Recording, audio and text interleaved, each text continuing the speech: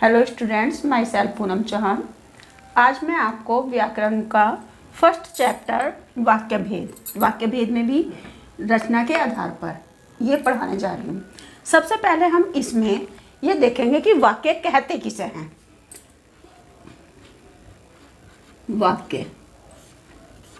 वाक्य के बारे में जानेंगे।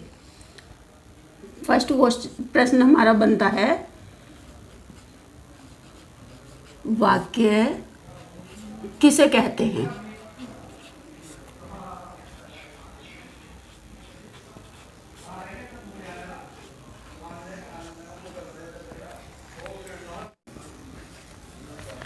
किसी भी चीज को समझने से पहले उसके हमें सबसे पहले पहली इकाई पर जाना पड़ता है।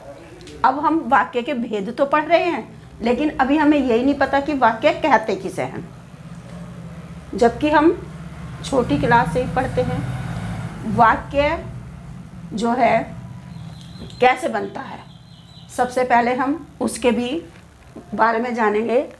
इसमें हमें जो है सबसे पहले वर्ण, फिर शब्द, फिर वाक्य। अब हम एक वाक्य बनाने के लिए कितने दौर से गुजरते हैं। सबसे पहले हमने वर्ण लिए, यानी कि भाषा की सबसे छोटी इकाई जो वर्ण कहलाती है या अक्षर। उसमें हमने लिया, जैसे हमने लिया र, ठीक है। अब ये हमारा आधा है।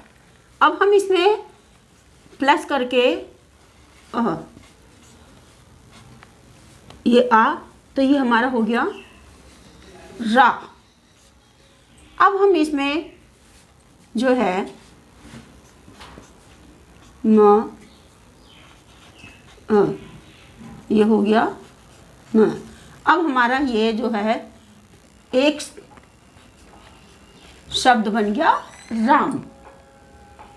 अब हम इसी तरह से छोटे छोटे वर्ण लेते जाएंगे, वर्णों से शब्द बनाएंगे, शब्दों के बाद जो है हम एक वाक्य बनाएंगे। इस प्रकार हमारे वाक्य की रचना होती है।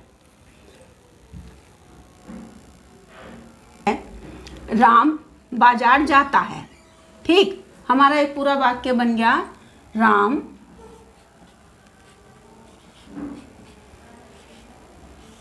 बाजार जाता है। अब ये देखिए आप, हमने राम शब्द बनाने के लिए कितने वर्ण लिए, 1 2 3 4, ये हमारे 4 वर्ण हो गए, ठीक। अब ऐसी बाजार है, इसमें हमने लिखा ब आ य आ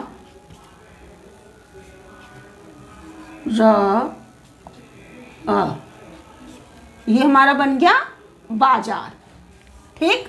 ये राम, इससे अब इसमें कितने वर्णों का प्रयोग हुआ, 1 2 3 4 5 6। अब हमने लिखा जाता है। अब इसके लिए देखिए, ज आ त आ। अब इसमें 1 2 3 4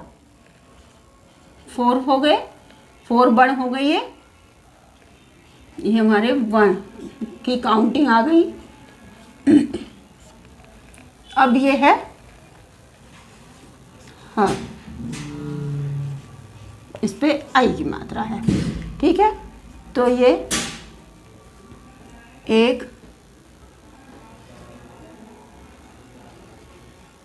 2। अब इसको हम काउंट करेंगे तो कितने बन गए हमारे, 6 4 10 4 14 और 2 16। एक वाक्य हमारा 16 वर्णों को मिलाकर बना।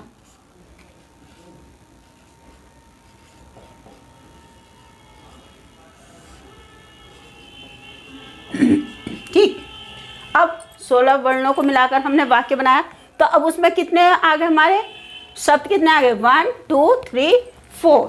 ठीक है,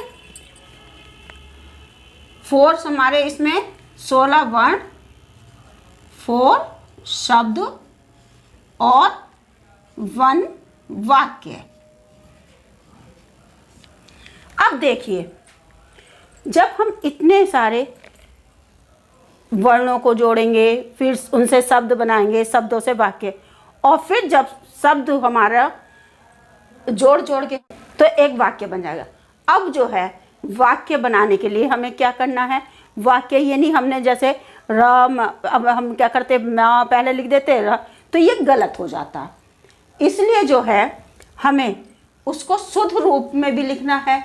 ठीक है, तो वो हम किससे सीखते हैं? व्याकरण से सीखते हैं कि वाक्य हमारा शुद्ध हो, यानी कि सार्थक शब्दों का वह समूह जिसका मतलब कोई अर्थ होता। सार्थक किसे कहते हैं? जिसका कोई अर्थ निकले, निरर्थक ना हो, उसको हम जो है वाक्य कहते हैं। ये ना वाक्य किसे कहते हैं? वाक्य सार्थक शब्दों का समूह वाक्य कहलाता है। अब देखिए, ये मैंने आपको क्लियर कर दिया है कि वाक्य किसे कहते हैं। ठीक है, अब जो है हम इसके वाक्य के भेद या वाक्य के अंग कितने होते हैं वो अब हम आपको अपनी नेक्स्ट वीडियो में पढ़ाएंगे।